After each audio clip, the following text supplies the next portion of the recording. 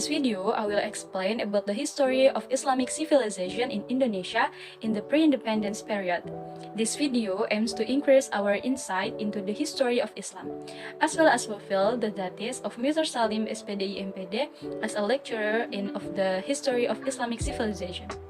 There are several topics that I will discuss in this video.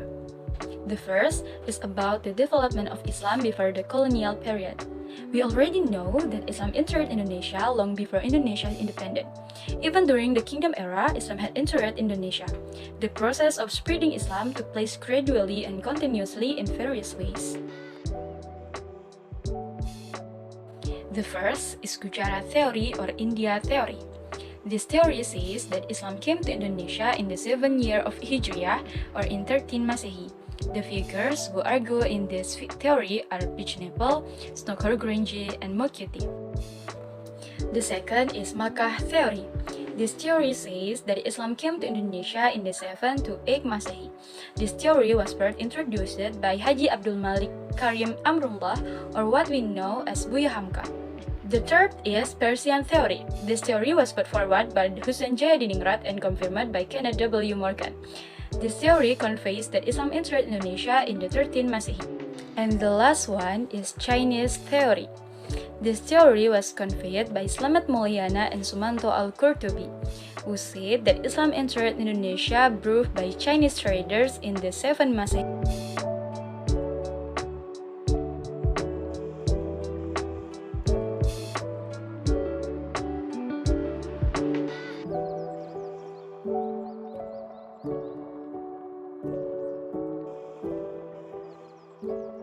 In 1755, the VOC succeeded in dominating the political power of the island of Java. Colonial interference in the life of the palace was increasingly widespread.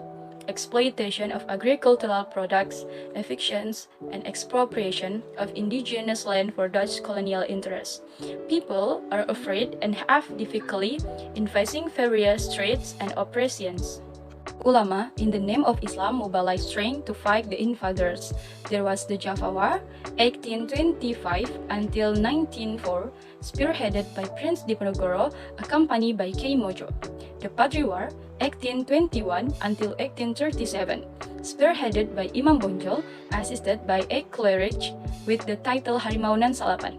The Aceh War, 1873 until 1904, led by the Polim commander who was supported by Aceh's cleric, Hajj, and Muslims.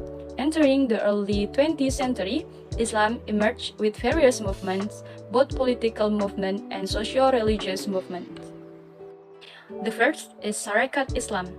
In general, this movement started from Sarekat Dagang Islam, or SDI, which was founded by Haji Samanhudi on October 16, 1905 in Surakarta. Sarekat Islam began to split after the entry of the communist group brought by Semaun, as is split into Red SE, Communist, and White SE. The second is Muhammadiyah. Muhammadiyah is an Islamic organization founded by Kiai Haji Ahmad Dahlan on November 18, 1912 in Yogyakarta. At first, the Muhammadiyah organization was only permitted by the Dutch East Indies government to operate in the Yogyakarta area.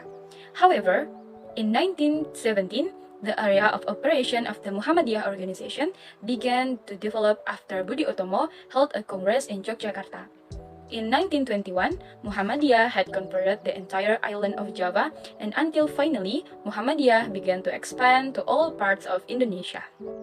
The third is Persatuan Islam. Persis was founded on September 21, 1923 in Bandung. The founding of Persatuan Islam or Persis started from discussion held by Zamzam and Yunus on religious issues. Persis split into two groups, namely the old people who reject the renewal, which eventually formed the Permufakatan Islam organization, and the young group who supported modernism, which oriented towards the purification of Islamic teachings while maintaining Persis. The fourth is Nahdlatul Ulama. Nahdlatul Ulama was founded on January 31, 1926 in Surabaya. The birth of NU can be said to be the rise of the ulama. The formation of NU is an effort to organize and the rule of the ulama, pesantren, which has existed before, in order for the work area of the clergy to be further improved, developed, and expanded its reach. In the other words, the establishment of NU as a forum for efforts to unite and unify the steps of the ulama and pesantren's kiai. Masyumi was founded on October 24, 1943 as a replacement for the Indonesia A'la Islamic Council or MEAI because at the time Japan needed an agency to garner support from the Indonesian people through Islamic religion institution. On October 7 until 8, an Islamic Congress was held in Yogyakarta and was attended by almost all prominent Islamic organizations from the pre-war period and the Japanese occupation. Some of the famous Masyumi figures are Kiai Haji Hasim Asy'ari, Kiai Haji Wahid Hashim, Haji Abdul Malik Karim Amrullah, or Buya Hamka, Muhammad Nasir, and Syafruddin Prawiranegara. The Japanese colonial period. Japan takes an ambivalent position towards Islam. Japan garnered public support by fighting for Islam against the Christian Netherlands. Japan wants to shift the loyalty of Muslims from the Middle East to East Asia, because Japan believes that by accommodating Muslims, it can gather mass power that aims to support war. In addition, the 3S motto, Nippon Leader, Protector, and Light of Asia was formed. Indonesians realized that Japan had a very bad goal, namely to want to Nippon the Indonesian people and to Shintoism Islam.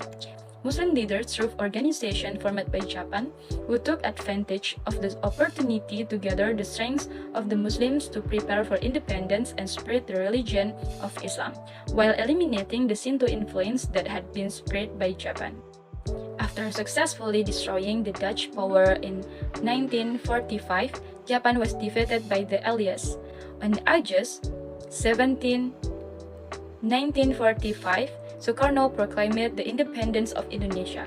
In the next constitution, Pancasila was proclaimed as a symbol of the state and several sentences indicating the new state as a Muslim state were abolished.